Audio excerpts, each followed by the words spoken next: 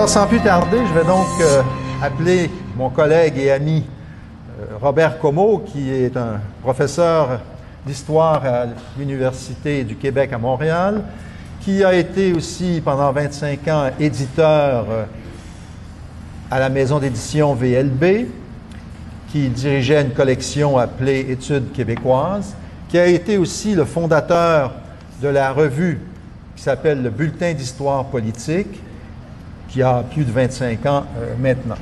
Donc, c'est un des piliers de l'histoire du Québec, qui milite pour l'enseignement de l'histoire aussi dans les institutions scolaires et universitaires. Et je vais vous parler, bien sûr, de l'historien Maurice Séguin, en particulier, qui est, à mon avis, l'historien qui a le plus écrit sur la question de l'indépendance.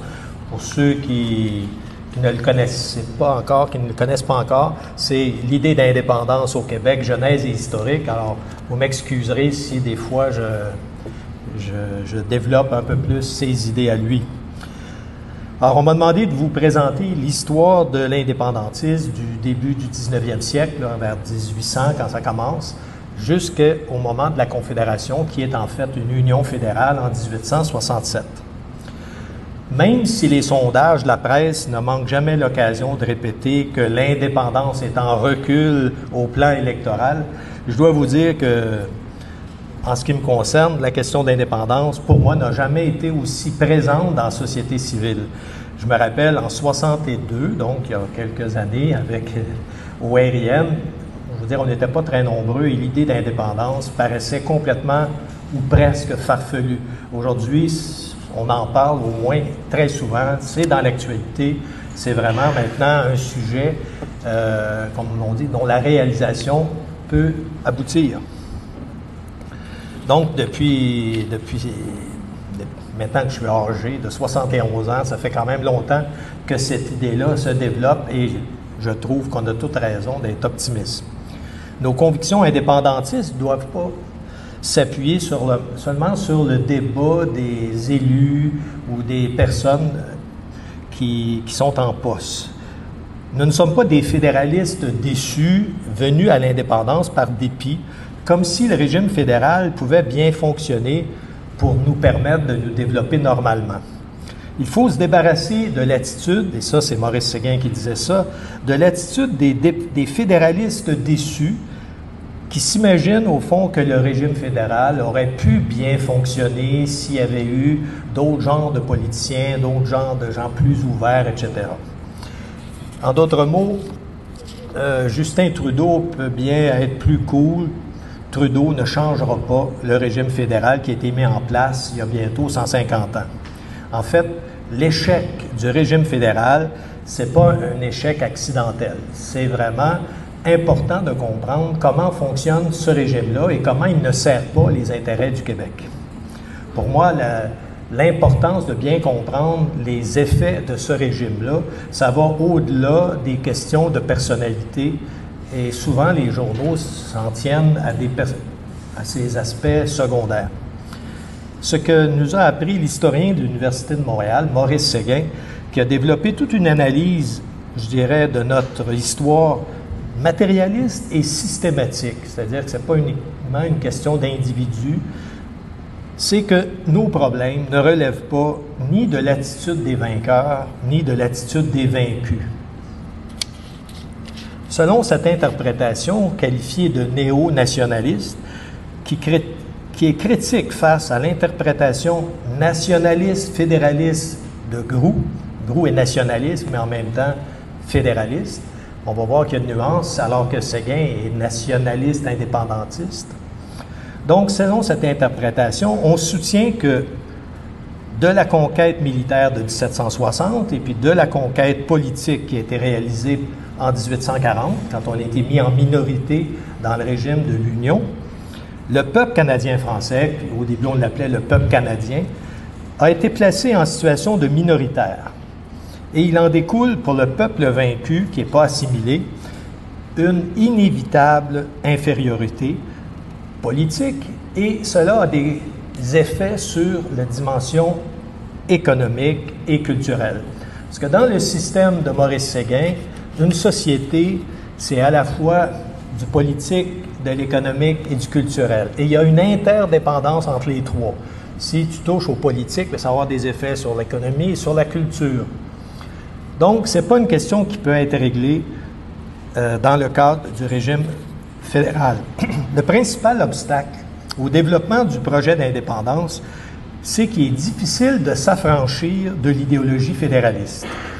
C'est ce que faisait dire à Maurice Séguin que le plus grand devoir dans l'ordre des idées, c'est justement de dénoncer cette idéologie fédéraliste qui est très fortement ancrée dans la mentalité des élites et du peuple québécois. Donc, on va essayer aujourd'hui, de voir aujourd'hui comment et quand cette idéologie fédéraliste a commencé à se développer. Évidemment, c'est après l'échec de 1837. Bien sûr là, que ce n'est pas le seul obstacle à l'indépendance, mais c'est un obstacle important au plan intellectuel d'être capable de comprendre comment fonctionne ce système qui nous a desservis. Donc, il faut adopter une approche systémique qui montre que dans une société, donc, tout se tient, le politique, l'économique et le culturel. Avec l'abolition du Parlement, on a eu un Parlement à partir de 1791, à partir de 92, ça a fonctionné, 1792, et ça a duré jusqu'en 1839.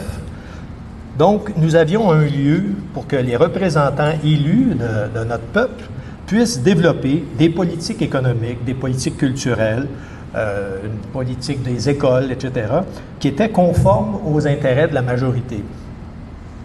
Avec l'abolition du Parlement du Bas-Canada en 1839, ce que le Parti britannique a voulu éliminer, c'est justement la possibilité pour le peuple du Bas-Canada d'agir par lui-même, en fonction de ses intérêts, en utilisant les ressources d'un État qui s'appuyait sur ses élus. En fait, le pouvoir politique. Ce qui était visé, c'est ce que Séguin appelle l'agir par soi-même. L'agir par soi pour un individu, l'agir par soi collectif pour un peuple. C'est vrai pour un individu comme pour une société. Pour agir par soi, pour une collectivité, il faut être maître de sa vie politique, disposer des outils politiques. Quand le gouvernement de Justin Trudeau a formé un gouvernement, là vous me permettrez une parenthèse, on a pu assister à une grande pièce de théâtre avec le déploiement de toute une mosaïque multiculturelle.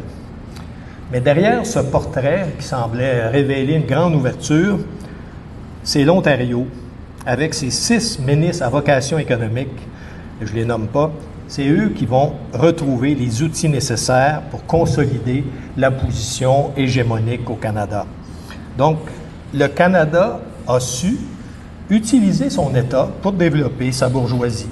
Et c'est surtout après 1840, quand il y avait plus les problèmes avec le Bas-Canada, avec les Canadiens français, que le développement économique s'accélère, la construction des canaux, des chemins de fer, etc. Face à B Street, l'existence de la nation québécoise est niée plus que jamais. C'est quand même paradoxal. Au moment où on veut démontrer une très grande diversité, c'est au moment où on ne reconnaît absolument pas la nation québécoise. Il n'y a plus qu'une minorité de francophones dans le cadre du multiculturalisme qui lutteront pour leur survivance. Le Québec est redevenu, avec Justin Trudeau, le foyer de la francophonie canadienne, comme si nous n'étions jamais sortis de l'idéologie de la survivance. L'idéologie de la survivance qui s'est établie après 1840 et dont on va parler tantôt. En dépit de ce qu'on a appelé la Révolution tranquille, le Québec n'est jamais, ou très rarement, parvenu à bien expliquer et à adopter le langage de la liberté politique, à faire adhérer les citoyens à ce goût d'agir par lui-même, à ce goût d'agir par soi collectif.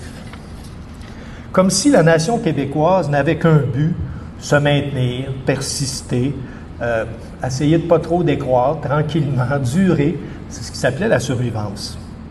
Il n'y a plus cette recherche, même chez les fédéralistes québécois, comme dans les années 60 ou 70, il n'y a plus cette volonté d'accroître les pouvoirs du Québec pour se gouverner par lui-même, en montrant comment c'est important d'agir par soi. On n'est jamais mieux servi que par soi-même. Nous n'avons même pas réussi à éliminer du paysage depuis 50 ans le mot province. Moi, je me souviens, au début des années 60, on était tout heureux. J'avais 15 ans en 60, puis en 62 au RIN, on était fiers de dire on est un État, bien sûr fédéré, mais on est un État et non plus une province. Parce que le mot province, ça veut dire nécessairement étroit. D'ailleurs, à l'origine, c'est un terme qui signifie territoire des vaincus. Dans l'Empire romain, on parlait des provinces, c'est les territoires des vaincus. Et je trouve ça quand même paradoxal qu'on revient doucement au mot province de Québec. Mais revenons à notre sujet principal, à notre histoire de l'indépendantisme. Tout ça a commencé, si on regarde l'histoire rapidement, là, ça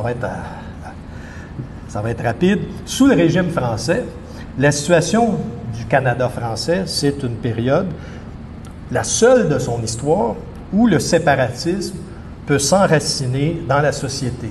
On vivait séparés dans une colonie française, bien sûr. Les colons qui deviennent tranquillement des Canadiens, surtout au début du 18e siècle. Frégo a bien documenté ça, comment les Canadiens se distinguaient des Français. Il y avait déjà, entre Vaudreuil, bon, on connaît un peu l'histoire, on faisait la différence entre un Canadien né ici, habitué au territoire, et le Français les autorités coloniales et les dirigeants français. Donc, les Canadiens se perçoivent de plus en plus distincts des Français et ils vivent seuls dans un État séparé, même si c'est une colonie. C'est la métropole qui apporte des hommes, des institutions et permet des échanges commerciaux.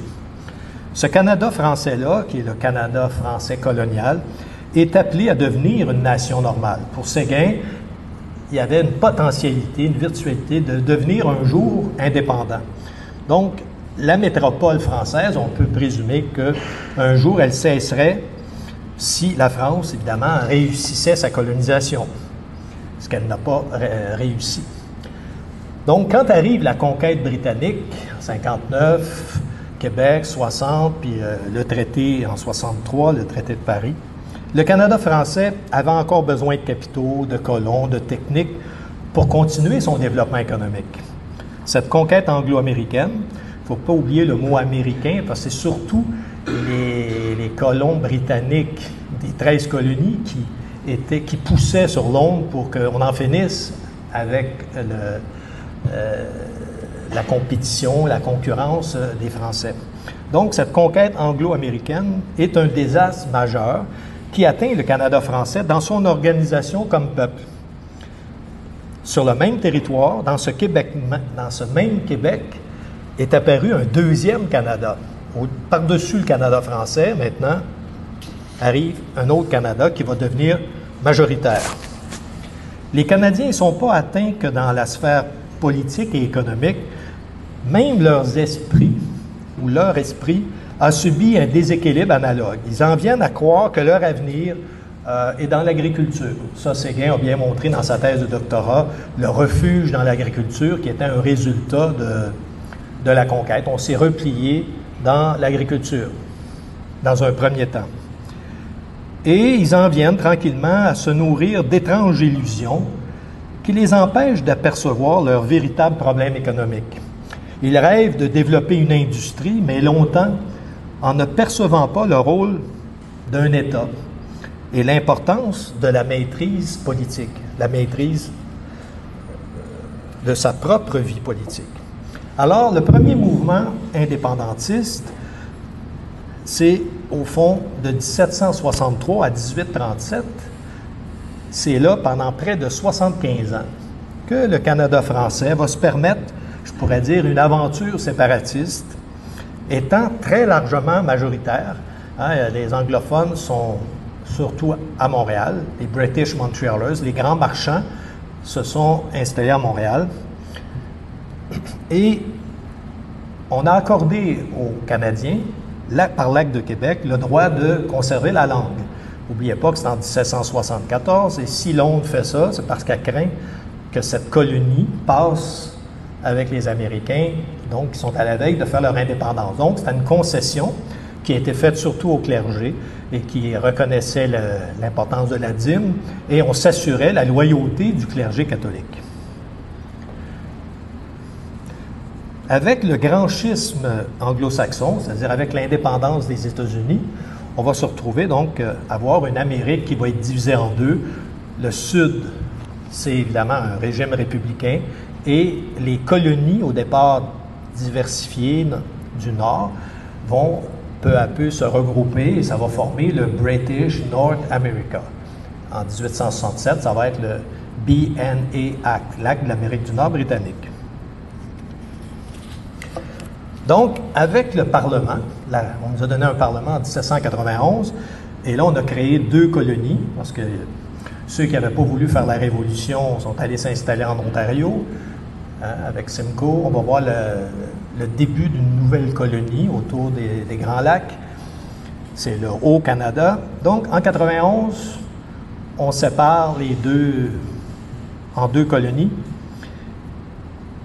Et les colons britanniques, à l'intérieur du Bas-Canada ou à l'intérieur du Québec, se retrouvent très largement minoritaires.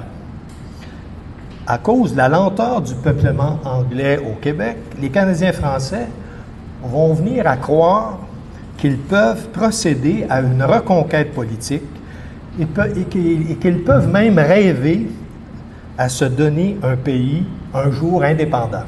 Et ça, c'est fascinant de lire dans le journal Le Canadien avec Étienne Parent, qui dit dans 50, 75 ans, on pourrait devenir un pays indépendant. Au début, Londres, on pourrait avoir l'appui de Londres dans un dominion, un peu comme l'Irlande l'a eu, et Londres devrait accepter qu'on devienne un jour un pays. Évidemment, c'est la grande illusion parce que la minorité de petits marchands de Montréal, très influents, les British Montrealers, ne voient pas ça du même œil. Très tôt, en 1810, en 1822, ils vont réclamer la fin du Parlement et l'union des 2 colonies pour ne plus subir la French domination dans ce Parlement contrôlé par le Parti canadien, et qui deviendra le Parti patriote, au départ sous la direction de Pierre Bédard, puis après sous la direction de Papineau. Donc, c'est assez étonnant de voir l'espèce d'illusion dans laquelle les Canadiens ont cru possible d'avoir un pays français, un pays normal éventuellement. Les Canadiens sont même allés jusqu'à réclamer que les nouveaux venus britanniques, les nouveaux immigrants britanniques qui arrivaient au Québec, s'assimilent. C'était quelque chose de normal et devrait s'assimiler.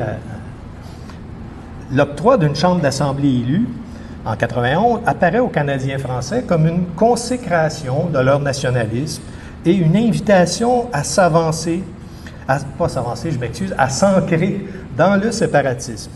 Donc, l'Acte de Québec et l'Acte de 91, c'est 2, on peut dire d'une certaine façon, c'est 2 erreurs de Londres de nous avoir donné ça, puisqu'on a pris ça au sérieux, on a cru que ça voulait dire, bien, vous avez droit à un pays. Et tranquillement, les Canadiens parlaient d'eux-mêmes comme de la nation canadienne. Et Étienne Parent, journaliste au Canadien, répète « L'existence coloniale n'est qu'un cheminement vers une existence plus noble. » Donc, l'idée d'indépendance était bien vue. Ils acceptent la venue de capitalistes anglais qui voudraient bien s'assimiler, mais refusent de voir les spéculateurs de la British American Land. C'est une compagnie dirigée par Galt, celui qui va être le père, va venir être un des pères de l'Union fédérale, de la Confédération de 1867. C'était une compagnie pour amener des immigrants britanniques et les installer dans les cantons de l'Est, les townships.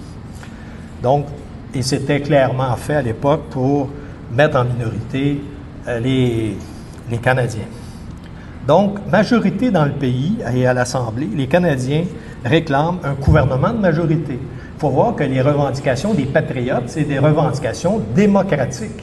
C'est pas du tout se fermer, c'est au contraire d'amener les institutions politiques à fonctionner le plus démocratiquement possible, et ils suivent l'exemple du Parlement de Londres. Ils disent on voudrait avoir un Parlement qui fonctionne comme celui de Londres. Donc, ils tiennent à conserver leur prépondérance politique comme peuple distinct. En 1830, ils rêvent de devenir indépendants dans 50 ans ou 100 ans. Ils sont prêts, en attendant, à se contenter d'une quasi-indépendance. Et ce qui est le plus frappant, c'est qu'ils sous-estiment les intérêts des marchands britanniques. Du côté des Britanniques, ils vont tenter de convaincre Londres de mettre fin au Parlement. Et le plus intéressant, ça va être un livre qui va sortir dans quelques années. Un des grands journalistes qui représente les intérêts des British Montrealers, il s'appelait Adam Thom. Et il a publié dans The Herald, le journal donc, des marchands britanniques de Montréal, entre 1832 et 1835, il a publié une série de lettres qu'on appelle les Anti-Gallic Letters, des lettres contre les Français, où ce brillant historien, parce qu'Adam Thom est un professeur, il montre très bien que Londres doit comprendre que si elle veut garder sa colonie, il faut appuyer plutôt la minorité de marchands plutôt que la majorité canadienne qui est ignorante, etc. Il y a beaucoup de racisme, évidemment, à l'époque, dans ce texte-là, mais Adam Thom, comme ce groupe d'anglophones, comprenait très bien où ça s'en allait. Eux autres, ils disent, si vous leur laissez un Parlement, si vous leur laissez un Parlement où ils sont majoritaires, c'est évident que dans quelques années, ils vont vouloir l'indépendance. Donc, ce n'est pas dans l'intérêt de la Grande-Bretagne de les maintenir dans un Parlement. Donc, toutes les tentatives d'union de 1810-1822 et surtout en 1839, on va voir que ça vient de cette minorité anglophone qui n'accepte pas, parce que ses intérêts sont en jeu. Elle est ici pour faire du commerce. Cette minorité, ces British Montrealers, ils sont ici d'abord pour le commerce. Il y a beaucoup d'Américains aussi qui étaient là. Ce n'est pas l'ensemble des anglophones, parce que la communauté est beaucoup plus large, mais c'était surtout le groupe écossais qui était dans le commerce de la fourrure et dans le commerce du bois par la suite. Et ce qui est fascinant, c'est qu'à partir de 1832, il développe une stratégie, Adam Thom et les journalistes du Herald, qui est la suivante. Si on mène la bataille au plan parlementaire, on va échouer. Parce qu'ils sont majoritaires, on ne peut pas gagner la bataille parlementaire. Il faut donc amener le débat, non plus au Parlement, mais dans la rue. C'est par une victoire militaire qu'on peut gagner. Et on voit qu'à partir de 1932, c'est eux qui contrôlent l'agenda, si vous me permettez l'anglicisme. C'est eux qui, à partir de 1932, provoquent des événements, créent les Doric Clubs et surtout exigent et demandent au gouverneur Gosford, qu'ils accusent d'être trop conciliants. Ils vont dire qu'il faut absolument que ça se règle avec l'armée. Parce qu'avec l'armée, on va gagner. Le gouverneur Gosford, qui est le dernier gouverneur avant les troupes de 1937, est trop conciliant avec les Français. Toute la politique de Londres a été beaucoup trop tolérante envers la majorité française. Donc, il faut en finir. Et là, il voit bien que le gouverneur, ça ne marche pas. Alors, il cesse d'être loyaux au gouverneur. Je dirais que quelque part, il y a presque un geste de déloyauté. Et ils disent, ce qu'il nous faut, c'est Colborne, qui actuellement est dans le Haut-Canada. Il faut le ramener au Québec à la tête de l'armée. Et c'est Colborne, finalement, qui va venir ici, qui va faire fermer le Parlement. Et on sait les batailles, les 3 grandes batailles et tout ça. Ce qui me frappe là-dedans, c'est de voir comment cette partie-là a été peu connue dans notre histoire. On ne parle pas beaucoup du rôle de cette minorité anglophone radicale, très conservatrice, évidemment, qui veut conserver l'Empire et qui a des intérêts à défendre. D'ailleurs, il y a le livre de François Deschamps qui est tout à fait admirable. Il vient de montrer que cette élite britannique au Canada a des liens à travers la loge orangiste, St. Andrew, comment ces gens-là se connaissent, les militaires, les gens du Conseil législatif, les gens, les députés, etc. Toute cette clique-là, si on peut dire, très influente, va réussir finalement à provoquer des incidents, comme en 1832, l'armée va tuer 3 Canadiens, et cette question-là va être va durer dans l'actualité, parce que même dans les 92 résolutions de 1834, on dit, on veut avoir la lumière sur cette fausse émeute, parce qu'il n'y a pas eu d'émeute en 1932. On a dit qu'il y avait une émeute, mais il n'y avait pas d'émeute. Il y avait un candidat patriote qui avait été élu, les gens fêtaient, et l'armée a tué 3 personnes, alors qu'il n'y avait pas d'émeute. Alors ça, c'était une façon de provoquer. Et Gosford, le gros sujet de l'heure, c'est que Gosford refuse de créer des milices armées. Parce que ce que demandaient les anglophones à l'époque, c'était le droit que tous les Anglais à Montréal puissent être armés pour se défendre, parce qu'ils se voyaient menacés. Et Gosford refuse d'armer les citoyens civils. Et cette question-là est très importante parce que Gosford dit on est au bord d'une guerre civile. Donc, l'interprétation de Maurice Séguin de 1800 du conflit de 1937, déjà Séguin parlait d'un double soulèvement. Soulèvement, évidemment, des patriotes qui veulent des réformes démocratiques. Ils ont formulé dans les 92 résolutions de 1834 et Londres a refusé net les 92 résolutions. La principale résolution, celle qui est plus fondamentale, bien sûr, c'est d'avoir un conseil législatif formé de gens élus plutôt que de gens nommés par le gouverneur. Ça veut dire concrètement que les lois, les projets de loi qui viennent de l'Assemblée ne seront plus bloqués par le conseil législatif. Alors, c'est sûr que si vous donnez un conseil législatif formé de gens élus, c'est presque l'indépendance, finalement. Et ça met le feu aux poudres. C'est là que les Anglais disent, si jamais Gosford vient appuyer cette mesure-là, c'est impossible. C'est la fin de la colonie. Donc, c'est ça qui va être l'élément déclencheur. Bien sûr, les patriotes veulent contrôler la liste civile, les fonctionnaires, parce qu'il y avait aussi beaucoup de patronage. On faisait beaucoup de patronage en faveur de la minorité britannique dans les postes de juges, etc.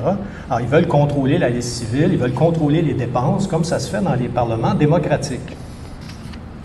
Donc, l'idée de double soulèvement, c'est une idée qui est très riche. Séguin parlait d'un double soulèvement, mais plus on lit là-dessus, plus on s'aperçoit qu'au fond, dans ce double soulèvement, ceux qui ont été les plus actifs, qui contrôlaient d'une certaine façon la situation, puis qui ont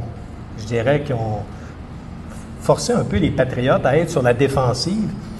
Je pense à la création du Doric Club, qui a forcé les Canadiens à développer les Fils de la liberté, donc à créer des organisations militaires.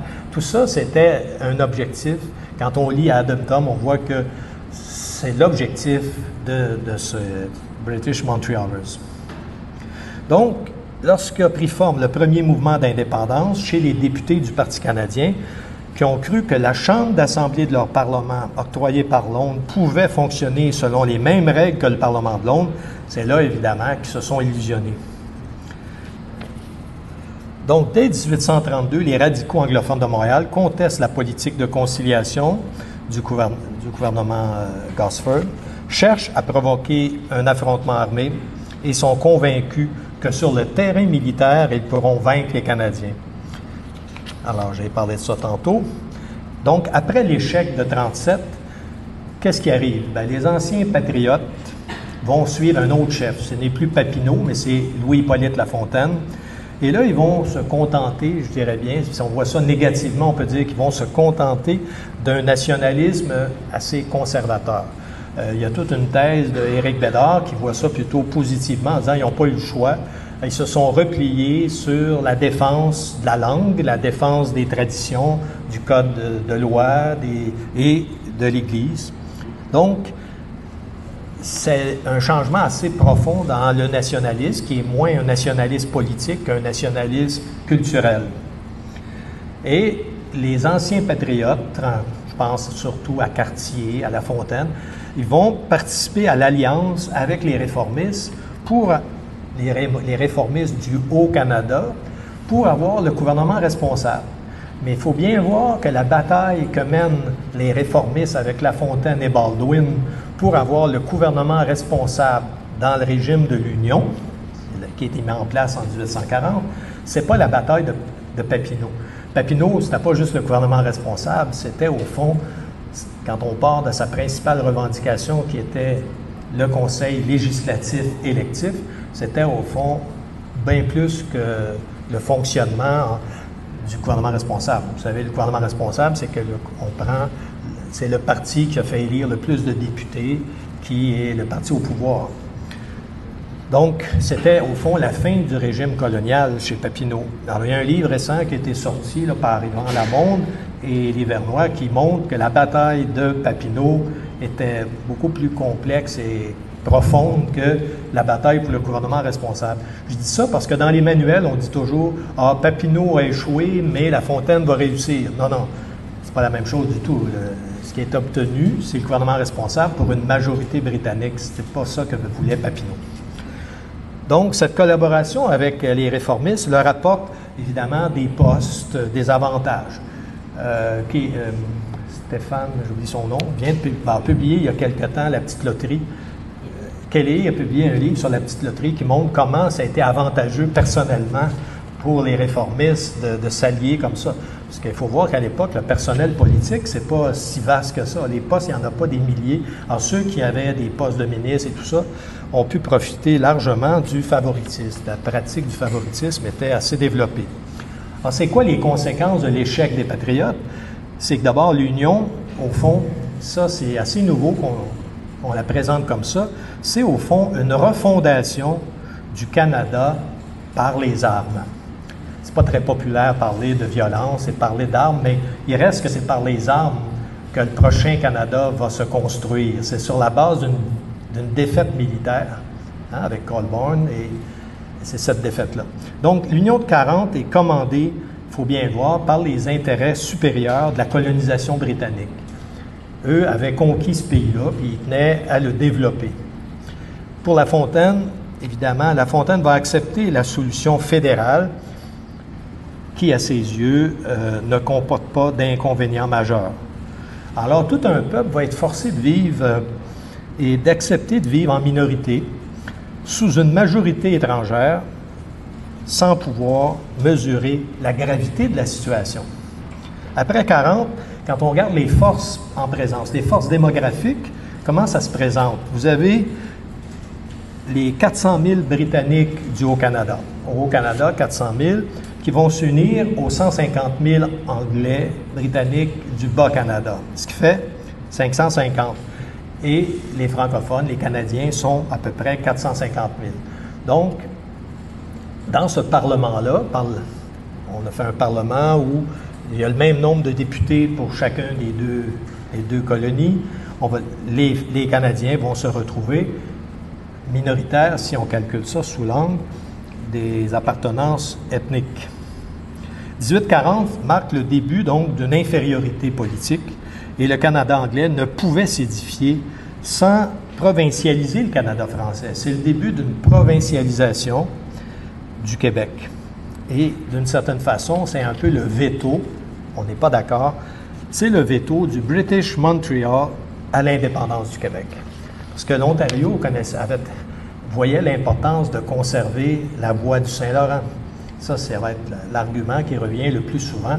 Il faut le garder libre. On ne peut pas se permettre de perdre la voie fluviale pour le commerce. Donc, l'union législative de 40, c'est aussi une défaite économique.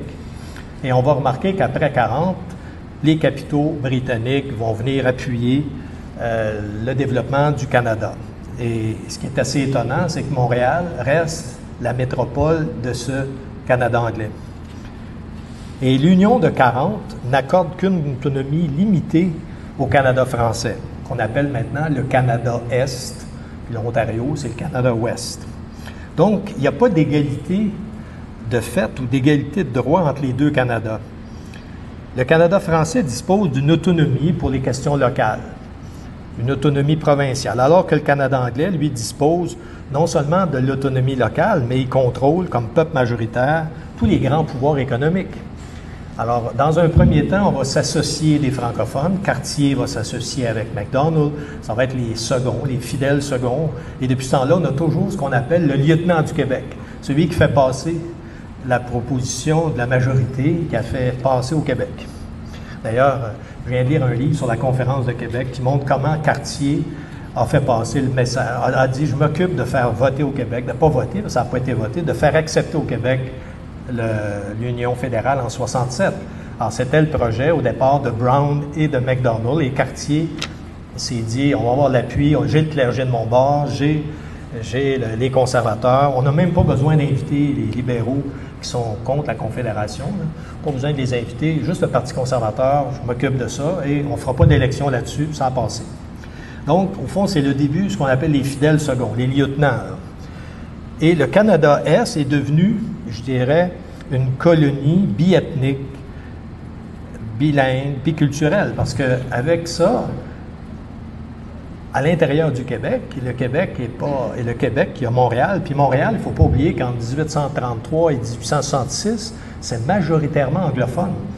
Hein, on dit aujourd'hui que ça s'anglicise, mais il y a déjà eu au 19e siècle une majorité. On sait que Montréal s'est francisé, surtout avec l'annexion de tous les petits villages autour. Mais à l'époque, Montréal est vraiment le centre du Canada anglais. Donc, cette présence au cœur même du Québec des maîtres du Canada uni, ça s'appelle comme ça, le Canada uni, de 1840 à 1867, cette présence britannique va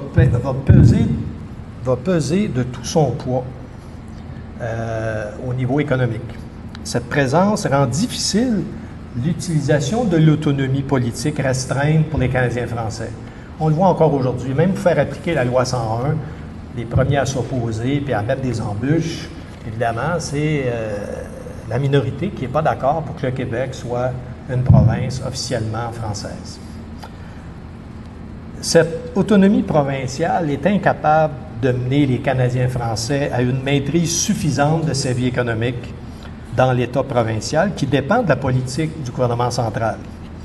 Comme on a vu dans l'explication de Séguin, l'infériorité politique et économique va avoir des conséquences sur la vie culturelle et inversement.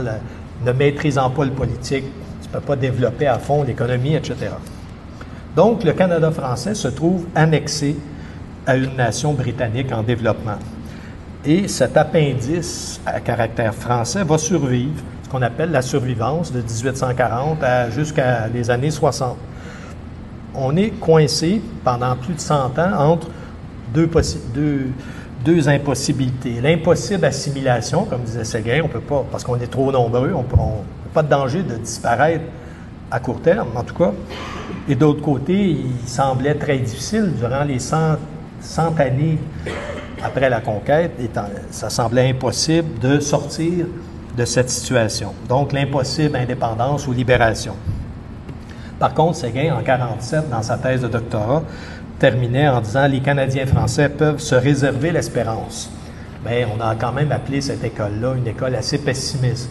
Donc, Séguin n'était pas ce qu'il y avait de plus optimiste. Il voyait les difficultés de l'indépendance, mais il ne disait pas que c'était impossible. Donc, le Canada anglais va tout faire pour bloquer toute forme de séparatisme au Québec, pour sauver le séparatisme, son propre séparatisme face aux États-Unis. Alors, il y a besoin du Québec pour justifier l'existence d'un grand pays, le British North America, qui va se développer sur des valeurs absolument opposées à celles du régime américain. Cartier, McDonald vont vouloir des institutions très britanniques, très monarchistes, opposé au républicanisme des États-Unis. Donc, le Canada va se construire, je dirais, sur des valeurs anti-républicaines, et alors que les États-Unis, est-ce que j'avance? Oui, ça va. Donc, on peut dire que le Canada français est protégé contre l'annexion aux États-Unis grâce à son annexion au British Canada. Donc, annexé au Canada, bien, on permet au Canada de survivre face à l'annexion aux États-Unis. L'annexion aux États-Unis, c'était un problème sérieux à l'avant de la Confédération. On avait peur, vu la guerre civile aux États-Unis, dans les années 1864, on craignait bien que les Américains on craignait que les Américains annexent certaines colonies du Nord. Donc, l'idée de développer une unité canadienne est devenue importante. Et on était prêt à faire des compromis. Et on va voir que les grands compromis en 1867, c'est surtout de protéger les intérêts des marchands, et pas juste des marchands, de la population anglaise du Bas-Canada, du Québec. D'ailleurs, Cartier avait complètement oublié, quand il parlait des minorités, dans sa tête, c'était les minorités anglophones du Québec. Il ne pensait pas aux minorités françaises du Canada. Et on sait que quand la Confédération va commencer, les problèmes, ça va être les minorités françaises au Nouveau-Brunswick, dans l'Ouest, en Ontario en 1917. Mais ça, c'est parce qu'on n'avait pas pensé aux minorités françaises. Cartier a dit qu'il avait complètement oublié ça, cet aspect-là. Il avait juste pensé aux intérêts. Il faut dire que Galt et surtout D'Arcy McGee et McDonald avaient en priorité défendu les intérêts, avaient pensé aux intérêts des anglophones au Québec. Donc, on peut dire qu'après 40, si le Canada est en voie de devenir une nation-État, le Canada français, lui, devient une nation au sens culturel, au sens sociologique, une nation annexée. Après 1840, l'industrialisation s'accélère, la construction des canaux, j'en ai parlé, mais au plan politique, ce qu'il y a de plus important, c'est le développement du fédéralisme. La pensée fédéraliste se développe, prend forme après l'Union, après l'échec de l'Union. C'est surtout La Fontaine et le journaliste Étienne Parent qui disent, au fond, on n'a plus besoin de l'indépendance. D'ailleurs, parlons pas de ça. On peut se développer sans être nécessairement indépendant. Le nouveau chef La Fontaine arrive à croire que l'acte d'union, au fond, l'acte d'union, ça n'a juste fait que placer côte à côte deux colonies égales. Il n'y a pas de subordination, on n'est pas opprimé, il n'y a rien. On est unis librement pour conquérir le gouvernement responsable. Donc, on pense que le gouvernement responsable va servir à tout le monde au même niveau. Le gouvernement responsable va surtout profiter à cette majorité au Parlement. Comme chaque section dispose d'une autonomie locale dans le fonctionnement de l'Union, les écoles, la voirie locale, tout ça relève des pouvoirs locaux. Ils en viennent à croire que chaque parti est libre de s'administrer, chacun dans sa zone. On ignore, et on feint d'ignorer peut-être, que c'est maintenant une majorité anglaise au Parlement du Canada uni qui peut décider des grandes politiques économiques. Et l'idéologie fédéraliste, justement, commence à s'enraciner dans les années 1845-1850. Les Canadiens français se proclament libres comme peuple. On est libre. Et on a des postes au gouvernement. On peut être ministre, pas des ministres économiques, mais ministre des postes, ministre des Affaires culturelles, ministre. Ils se croient donc les égaux, même s'ils n'ont recueilli qu'une autonomie provinciale. Ils ne se rendent pas compte qu'ils ont été annexés. Ils constatent bien leur infériorité économique. Et c'est là que la grande question économique apparaît. Vous lirez dans Éric Bédard là, sur les réformistes. Les réformistes disent maintenant qu'on a eu la liberté politique, il reste à aller chercher maintenant le développement économique. Et ce qui est fascinant, c'est que les élites de l'époque disaient si on n'a pas un développement économique comparable, c'est de notre faute. On n'est pas assez instruit, on va trop dans les collèges classiques, pas assez dans les écoles économiques. Il faudrait développer la science économique, comme si l'école avait toutes les vertus, y compris celle de nous sortir de l'infériorité économique. Donc, la faute, c'est les collèges classiques qui nous ont maintenus dans des professions libérales. Donc, on va créer plus tard les HEC en pensant qu'en créant une école de commerce, on ferait des hommes d'affaires. Les diplômés des HEC allaient plutôt travailler pour les firmes anglophones. C'est donner beaucoup de vertus à l'école. Mais on ne voyait pas le lien entre le politique et l'économique. On ne voyait pas que c'était parce qu'on contrôle... Quand on ne contrôle pas le pouvoir politique, on ne peut pas voter des mesures qui favorisent son développement économique. Alors, c'est frappant de voir chez Parent en particulier, chez le journaliste Étienne Parent, qui est un des premiers intellectuels du Québec, ils ne veulent pas admettre qu'il y a un problème politique. Le problème politique, il est réglé par l'Union. Donc, comment obtenir l'égalité politique? Bien sûr, ils disent que l'avenir n'est plus dans l'agriculture, l'avenir est dans le commerce. Ça, ils voient l'importance du commerce pour une nation, mais quand il vient le temps de trouver les responsables, c'est notre négligence, la négligence des élites, manque d'études de l'économie, on n'a pas assez développé de carrière économique, paresse, etc. Donc, on s'attribue personnellement là, le non-développement. Et on ne pense pas en termes de pouvoir, on a même peur de l'État. On est dans une période où l'État est vu comme quelque chose de menaçant. On a un anti-étatisme, une peur de l'État. C'est seulement quand, avec la Révolution tranquille, là, on va dire, 15 ans après Ottawa, on va dire, on pourrait peut-être avoir des mesures, utiliser l'État qu'on contrôle pour développer, pour assurer notre libération économique. Ça va être à l'époque de l'État-providence.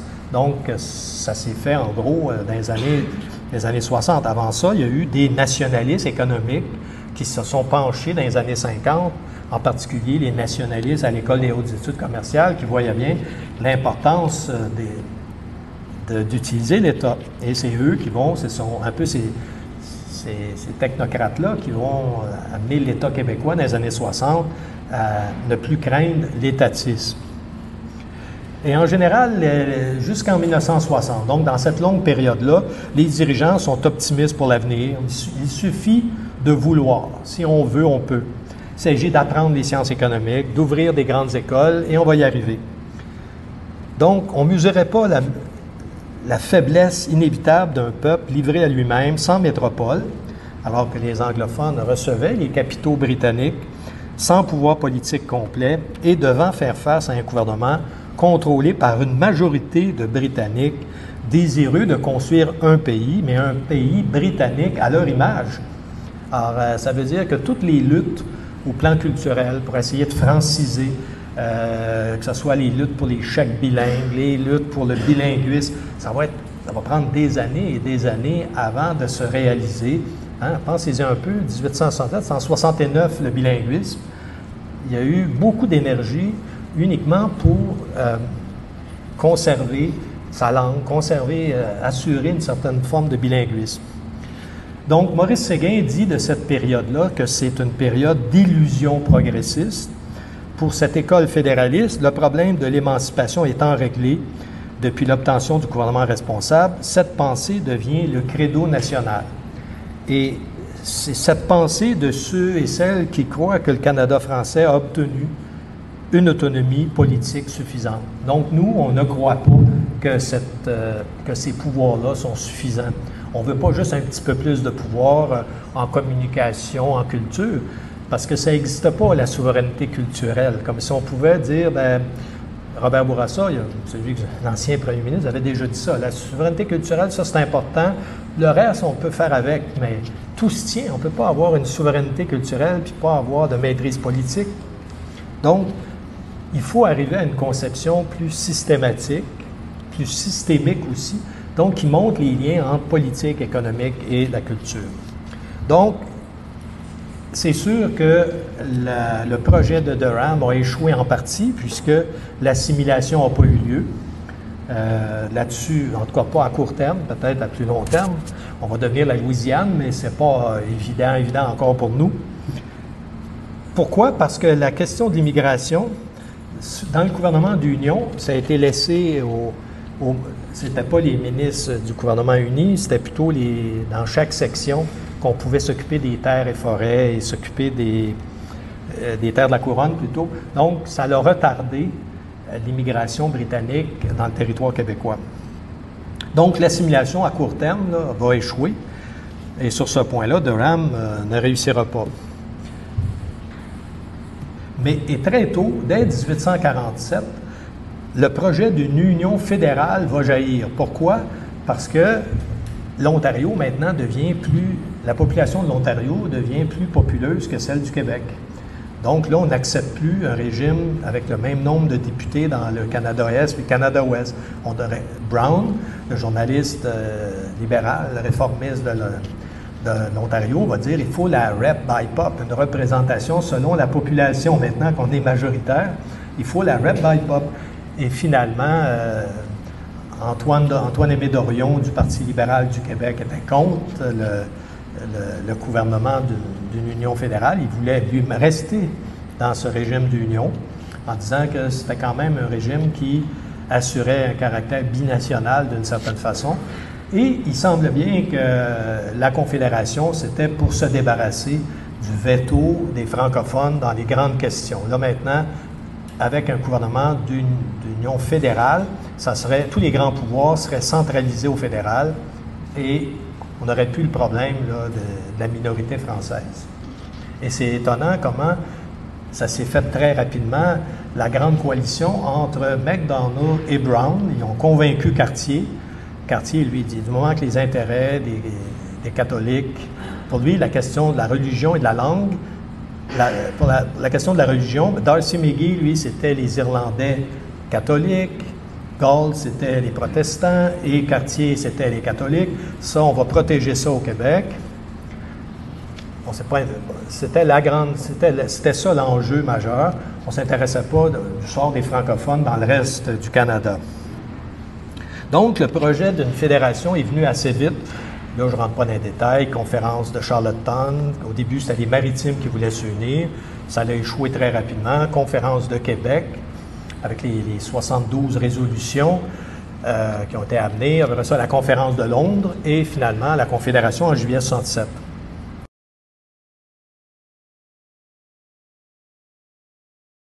Il y a du vrai et il y a du faux. C'était éminemment démocratique, mais en étant démocratique, c'était indépendantiste. C'est ça qui est... Les patriotes, c'était pas quelque chose de fermé.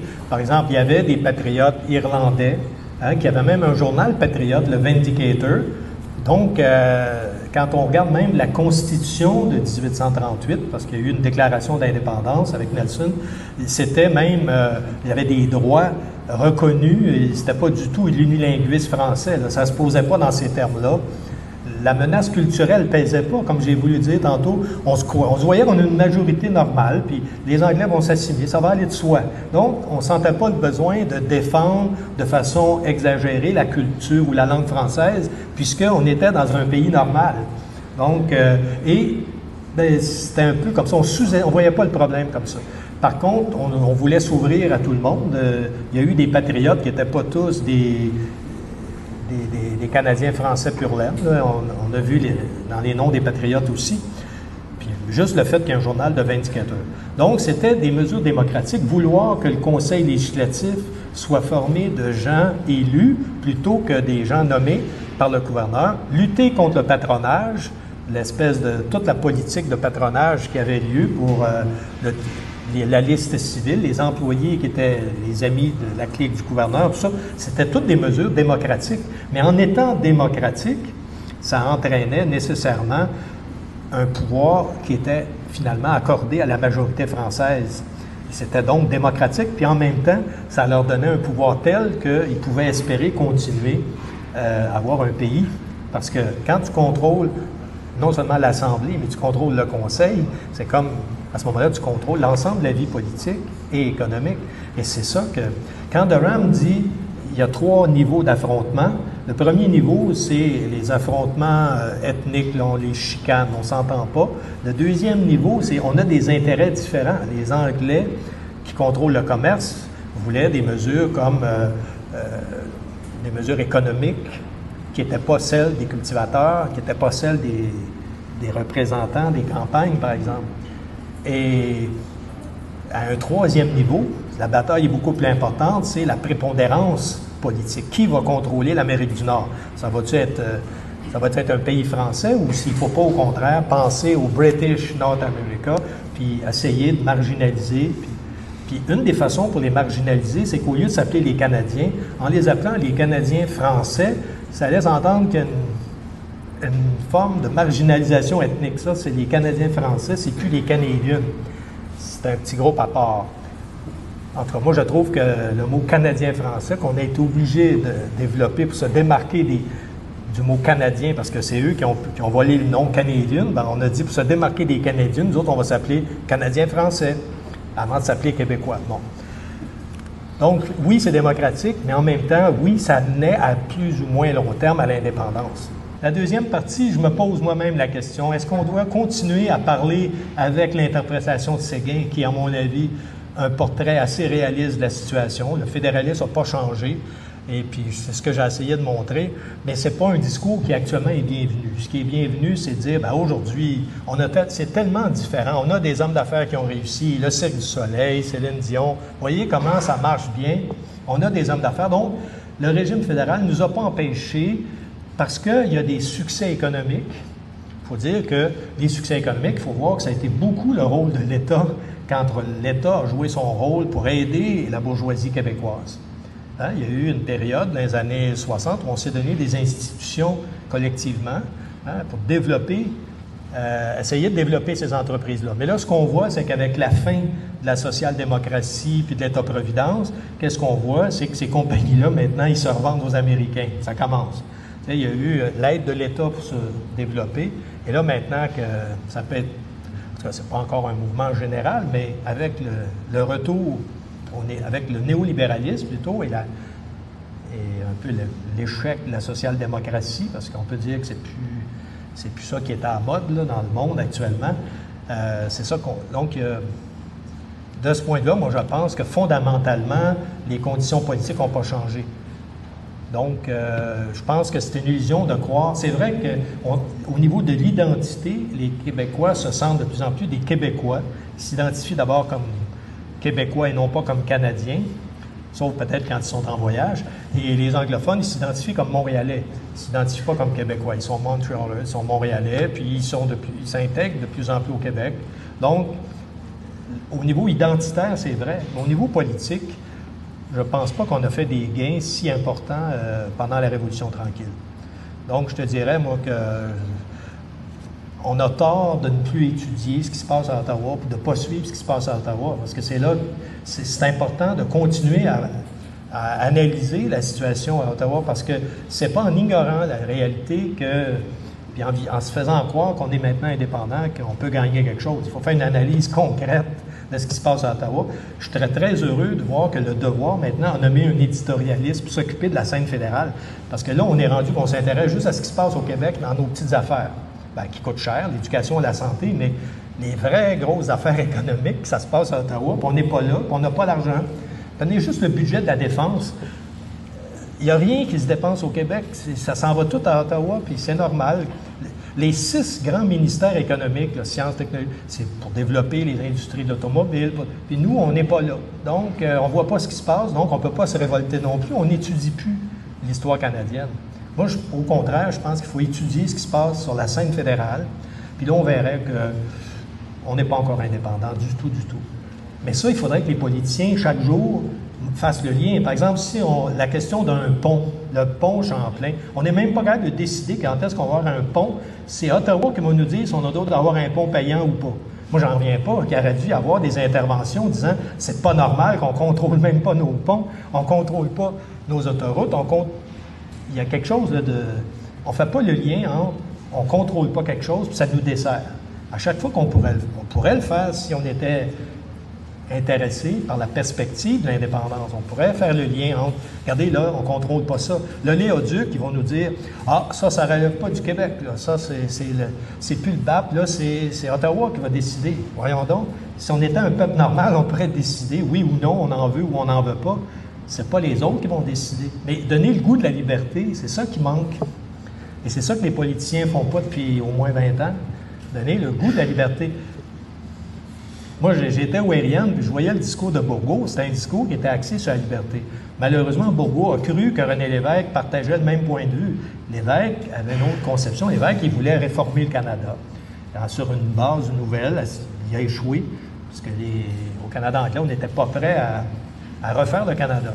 Mais là, je pense qu'il faut clairement affirmer ce qu'on veut. Puis on est capable, c'était le slogan du Ériane en 60, je pense qu'on est toujours capable, c'est une question de volonté. Il y a 2 choses pour avoir l'indépendance. Il y a la première qui est la question des circonstances. Quand on regarde l'histoire des pays qui sont devenus indépendants, il y a toujours eu des circonstances à un moment donné favorables. Ça peut être toutes sortes d'affaires, ça a été une guerre, ça a été un traité, la fin de l'Union soviétique. Il peut y avoir des circonstances qui favorisent, ou ça peut être des contextes. En 1922, il y a eu un sursaut indépendantiste au Québec parce que l'Irlande est en train de s'émanciper de la Grande-Bretagne. Donc, il y a des circonstances politiques. Là. Il faut voir ce qui se passe en Écosse, le Catalan, etc. Et c'est aussi une question de hasard. C'est pas toutes les nations, ce ne sont pas toutes les nations qui ont le privilège et la chance de devenir indépendants. Donc, il ne faut pas croire que c'est automatique. C'est, comme disait Séguin, c'est l'exceptionnel, le souhaitable et l'indispensable, parce que pour lui, l'indépendance, c'est indispensable pour la vie normale d'un peuple, c'est exceptionnel. Mais pourquoi pas nous? On est les mieux équipés pour l'avoir aujourd'hui. On serait un des pays les plus riches et les plus capables de le faire.